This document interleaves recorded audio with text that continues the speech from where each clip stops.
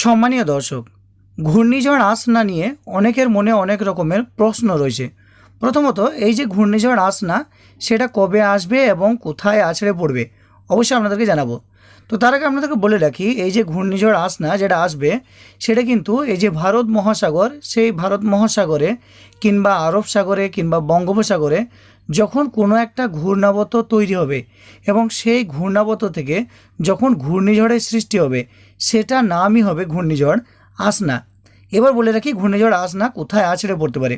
তো বন্ধুরা, ঘূর্ণিঝড় আসনা সেটা এদিকে আরবের মধ্যেও আছড়ে পড়তে পারে, বা আমাদের ভারতবর্ষের যে উপকূলবর্তী রাজ্যগুলি রয়েছে সেখানেও আছড়ে পড়তে পারে, কিংবা এই যে পশ্চিমবঙ্গ রয়েছে সেই পশ্চিমবঙ্গের মধ্যেও আঘাত আনতে পারে, কিংবা বাংলাদেশের মধ্যেও আঘাত আনতে পারে, মায়ানমার, এই সমস্ত জায়গার মধ্যে কিন্তু এই ঘূর্ণিঝড় আসনা আঘাত আনতে পারে।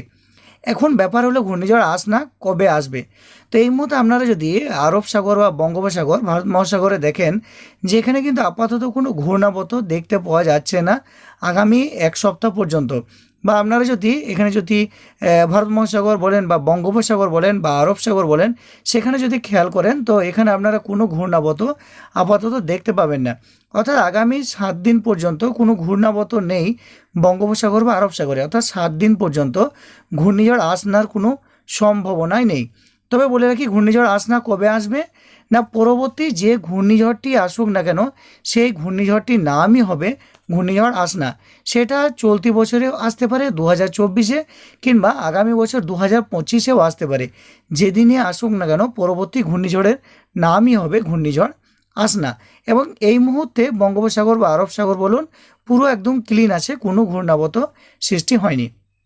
চলুন এবার বৃষ্টি নিয়ে কথা বলা যাক। অর্থাৎ এই যে ঝড় বৃষ্টি বা আগামী 7 দিন পর্যন্ত কোথায় কী রকম বৃষ্টিপাত হবে। তো প্রথমে বলে রাখি, আজকে হচ্ছে বৃহস্পতিবার। আজকে বৃহস্পতিবারে কোথায় কী ধরনের বৃষ্টিপাত রয়েছে না, এখানে যদি পশ্চিমবঙ্গে আপনারা দেখেন, কিংবা যদি আপনারা বাংলাদেশে খেয়াল করেন, তো এখানে বৃষ্টিপাতের ব্যাপারটা আপনারা বুঝতে পারবেন। তো এই মুহূর্তে দেখুন, পশ্চিমবঙ্গে যে উত্তরবঙ্গে যে জেলাগুলি রয়েছে সেগুলিতে কিন্তু আপাতত বৃষ্টি রয়েছে, কারণ উত্তরবঙ্গে আপনারা জানেন যে বর্ষা প্রবেশ করে গেছে। এবং আপনারা যদি বাংলাদেশে খেয়াল করেন, তো বাংলাদেশেও দেখবেন বৃহস্পতিবার বাংলাদেশে প্রায় সমস্ত জায়গাতে একরকম এখানে বৃষ্টিপাতের একটা সম্ভাবনা ছিল। এরপরে যদি বৃহস্পতিবার দিন আজকে সন্ধ্যের সময় যদি আপনারা খেয়াল করেন, তো এখানে দেখবেন যে পশ্চিমবঙ্গের যে জেলাগুলি রয়েছে, যেমন এখানে মালদা জেলা আছে, আপনার মেদিনীপুর জেলা বা কলকাতা, হাওড়া, হুগলি, এই জেলাগুলিতে দেখুন, দক্ষিণবঙ্গের এই জেলাগুলিতে বৃষ্টিপাতের সম্ভাবনা রয়েছে আজকে বৈকাল থেকে। এবং আপনি যদি আগামী শুক্রবার অর্থাৎ আগামী কালকে যদি দেখেন, তো আগামী কালকেও পশ্চিমবঙ্গের কিছু কিছু জায়গাতে বৃষ্টিপাত রয়েছে, যেমন মালদা, মুর্শিদাবাদ, অর্থাৎ বাংলাদেশ বর্ডার লাগোয়া যে জায়গাগুলি সেগুলিতে বৃষ্টিপাত রয়েছে। তবে বাংলাদেশে প্রায় সমস্ত জায়গাতেই একরকম আগামী কালকে শুক্রবার কিন্তু বৃষ্টিপাত রয়েছে। এবার আপনি যদি শনিবার দিন খেয়াল করেন, তো শনিবার দিনও দেখতে পাবেন যে এখানে কিন্তু পশ্চিমবঙ্গের উত্তরবঙ্গে বৃষ্টি রয়েছে। এবং শনিবারের আগে আপনি যদি শুক্রবার রাত্রের দিকে দেখেন, তো রাত্রের দিকেও দেখবেন পশ্চিমবঙ্গে আপাতত ক্লিনই রয়েছে। তবে শনিবার দিন সকাল নাগাদ আপনি পশ্চিমবঙ্গের উপরে যে জেলাগুলি অর্থাৎ উত্তরবঙ্গের জেলাগুলিতে বৃষ্টিপাতের কিন্তু সম্ভাবনা রয়েছে।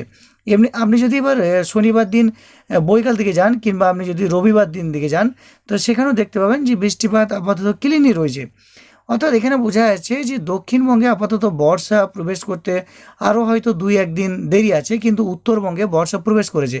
কারণ আপনি উত্তরবঙ্গের জেলাগুলিতে যদি দেখেন, এখানে কিন্তু বৃষ্টিপাত রয়েছে। রবিবার দিন বা সোমবার দিন আপনি যদি খেয়াল করেন, তো বৃষ্টিপাত দেখতে পাবেন। এবং আপনি যদি বাংলাদেশে যদি খেয়াল করেন, বাংলাদেশের ছিটেফোঁটা সমস্ত জায়গাতে রবিবার দিন একরকম বৃষ্টিপাত রয়েছে। আপনি যদি সোমবার দিন চলে যান, সোমবার দিনও যদি খেয়াল করেন, তো দেখবেন এখানে পশ্চিমবঙ্গের সমস্ত জেলাতে একরকম এবার মেঘলা আবহাওয়া বা ছিটেফোঁটা বৃষ্টি কিন্তু শুরু হবে। অর্থাৎ কয়েকদিনের মধ্যেই বর্ষা প্রবেশ করে যাচ্ছে দক্ষিণবঙ্গের, সেটা কিন্তু বোঝা যাচ্ছে। তোমাদের আশা করি আপনারা এই মুহূর্তে বুঝতে পেরেছেন যে ঘূর্ণিঝড় আসনা নিয়ে আপনাদেরকে যে বিষয়টা দেখিয়ে দিলাম, আবার আপনাদেরকে দেখিয়ে দিচ্ছি ঘূর্ণিঝড় আসনা কবে নাগাদ আসতে পারে, বা সেটা ব্যাপারটা আপনাদেরকে বলে দিলাম যে আপাতত 1 সপ্তাহ পর্যন্ত ঘূর্ণিঝড়ের কোনো সম্ভাবনা নেই। যেদিনই ঘূর্ণিঝড় আসুক না কেন সেই ঘূর্ণিঝড়টির নামই হবে ঘূর্ণিঝড় আসনা। এবং বৃষ্টিপাত নিয়েও আপনাদেরকে বলে দিলাম যে আগামী 5-7 দিন কোথায় কী ধরনের বৃষ্টিপাত রয়েছে সেটাও আপনাদেরকে দেখিয়ে দিলাম। তো এই মুহূর্তে আপনারা কমেন্ট করবেন যে আপনারা পশ্চিমবঙ্গের কোন জেলা থেকে ভিডিওটি দেখছেন, বাংলাদেশের কোন জেলা থেকে ভিডিওটি দেখছেন। অবশ্যই আপনি আপনার জেলার নাম নিচে কমেন্ট করবেন। আপনার জেলাতে এই মুহূর্তে কোনো বৃষ্টিপাত হচ্ছে কিনা অবশ্যই নিচে কমেন্টে আপনারা জানিয়ে দেবেন। তো বন্ধুরা, আশা করি বুঝতে পেরেছেন, ভিডিওটি ভালো লাগবে।